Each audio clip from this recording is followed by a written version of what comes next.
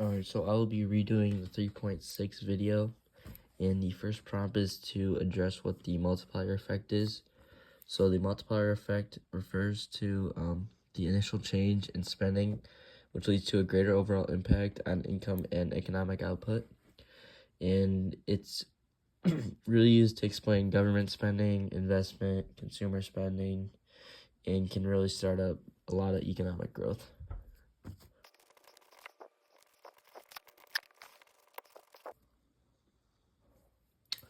In the equation for the multiplier is 1 over 1 minus m.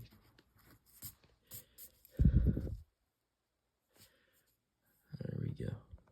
And also for this, it does include exports.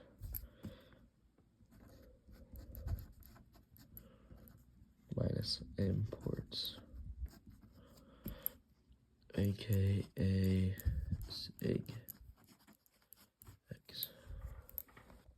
So for the first word problem, we were asked that the government cuts taxes by 300 billion, increase gov spending by 300 billion, and it's asking us to answer the questions, assuming that the marginal propensity to consume was 0.75.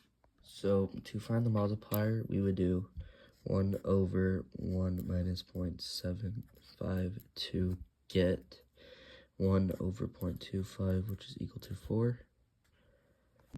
And then we would multiply 300 times 4 to get 1,200 billion, which is equal to 1.2 trillion.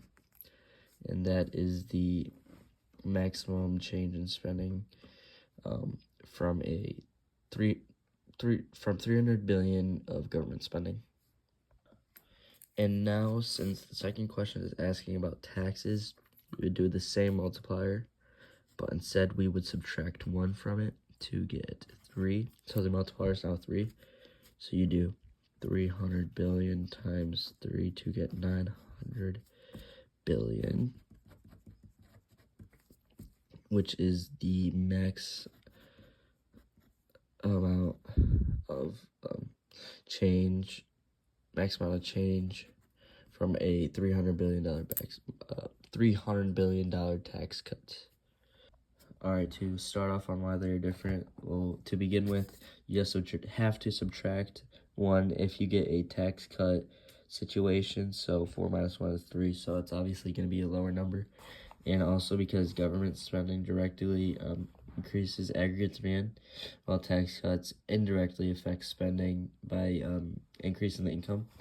And the government spending is the more effective fiscal policy, obviously, because it makes the GDP higher number, and it is directly affecting the aggregate demand, which is more effective. Alright, so for the third question, it is asking that assuming that American consumers fearing a collapse increase their marginal propensity to save to 0.5, would this increase, decrease, or not change the effectiveness of the stimulus package? So the new multiplier would be 2, since 1 over 1 minus 0.5 is 2. And the lower MPC means that you're saving more, since the meaning is marginal propensity to consume. So that means people are buying stuff. So if it's lower, then it means that people are saving. And the effectiveness would go down because each dollar spent leads to a smaller increase in the GDP. Alrighty, so for the last question, is asking to find the MPS and MPC of these numbers. So to find the multiplier, you would have to do 50 times m, which gave us 500.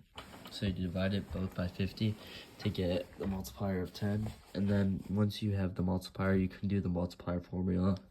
So basically just doing the whole process in reverse. So you plug in that 10, and you do 1 over 1 minus MPC. And you flip-flop the 10 and the 1 minus MPC to get 1 minus MPC equals 1 over 10.